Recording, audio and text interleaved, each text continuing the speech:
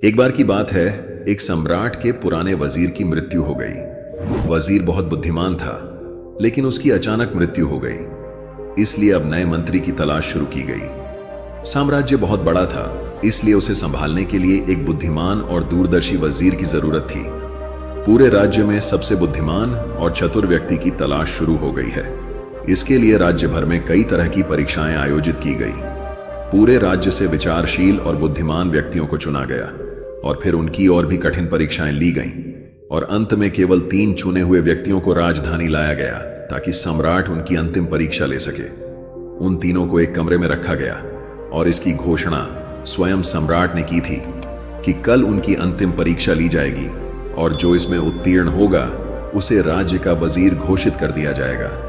परंतु आश्चर्य की बात थी कि शाम होते होते यह बात सारी राजधानी में फैल गई। सम्राट कल कौन सी परीक्षा लेने वाला है, सारे शहर में इसी बात की चर्चा होने लगी। सम्राट एक बहुत ही अजीब परीक्षा लेना चाहता था। कल सुबह उन तीनों को महल के एक बड़े कमरे में बंद कर दिया जाएगा और एक बड़ा ताला लगा दिया जाएगा।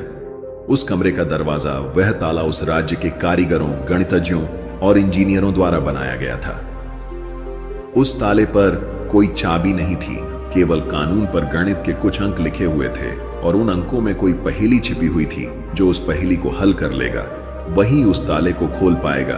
धीरे धीरे यह बात उन तीनों तक पहुंच गई कि कल उन तीनों को एक कमरे में बंद कर दिया जाएगा और वहां ताला लगा दिया जाएगा। इसकी कोई चाबी नहीं है, बस उस ताले पर गणित के कुछ नंबर खुदे हुए हैं जिसमें एक पहेली छिपी हुई है। उन तीनों में से जो भी उन नंबरों का उपयोग करके पहेली को हल करेगा और सबसे पहले दरवाजा खोलेगा और कमरे से बाहर आ जाएगा, उसे वजीर बना दिया जाएगा। यह सुनते ही 3 में से 2 बाजार की ओर भागे और ताले के बारे में जितनी भी गणित की किताबें मिल सकती थीं वे सब ले आए और उनका अध्ययन करने लगे। लेकिन तीसरी सबसे अजीब थी। वह न तो कहीं गया और न ही कोई किताब लाया और अंधेरा होते ही सो गया। बाकी दोनों ने सोचा कि शायद डर के मारे उन्होंने परीक्षा न देने का निर्णय लिया, या हो सकता है उन्हें विश्वास ही न हो कि जो खबर सामने आई है वह सच है। लेकिन फिर भी उन्होंने कोई मौका छोड़ना ठीक नहीं समझा, क्योंकि यह जीवन में एक बार मिलने वाला मौका था। वे पूरी रात जागकर किताबें पढ़ते रहे, ताला विज्ञान से संबंधित जो भी साहित्य था। जब सुबह हुई तो तीसरा व्यक्ति उठा और उन तीनों को सम्राट के सामने पेश किया गया। वहां उन्हें पता चला कि यह अफवाह सच थी। उन तीनों को एक बड़े कमरे के अंदर बंद कर दिया गया था जिसके बाहर ताला लगा हुआ था। कुछ गणितीय अंकों के साथ अंकित, आप तीनों में से जो भी इन अंकों में छुपी पहेली को सुलझा लेगा वह दरवाजा खोल सकेगा, और जो दरवाजा खोलकर पहले मेरे पास आएगा मैं उसे अपना वजीर बना लूंगा। मैं बाहर आप तीनों का इंतजार करूंगा। इतना कहकर बादशाह चला गया। वे दोनों व्यक्ति जिन्होंने पूरी रात पढ़ाई की थी कुछ किताबें लाए थे। दरवाजा बंद होते ही उसने अपने कपड़ों में छुपी हुई उन किताबों को बाहर निकाला और ताले पर लिखे नंबरों को एक कागज के टुकड़े पर लिखकर उनका हल ढूंढने लगा। लेकिन तीसरे व्यक्ति ने कुछ नहीं किया। उसने अपनी आंखें बंद कर लीं और कमरे के कोने में चुपचाप बैठ गया। उसे बैठा देखकर वे दोनों हंस पड़े और ताना मारते हुए बोले, क्या तुमने हार मान ली? कुछ करो तो कुछ होगा।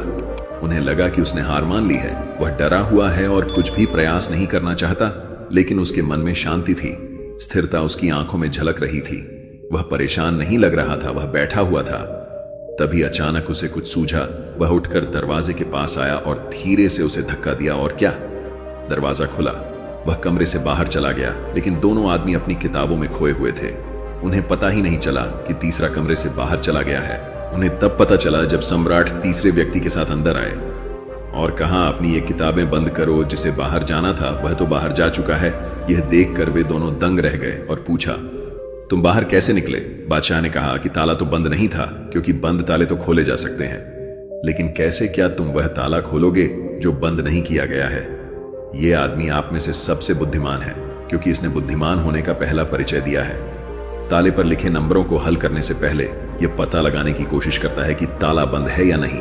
एक आदमी वास्तव में होशियार है जो किसी भी समस्या को हल करने से पहले यह जांचता है कि जो वह हल करने जा रहा है वह वास्तव में समस्या है या नहीं। तो ये आदमी हमारे राज्य का सबसे चतुर व्यक्ति है। हम इसे अपना वजीर नियुक्त करते हैं।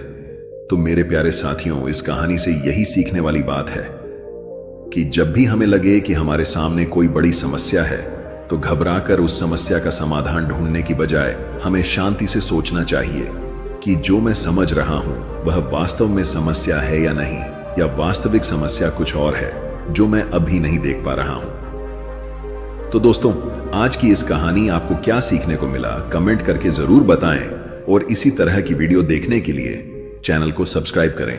धन्यवाद।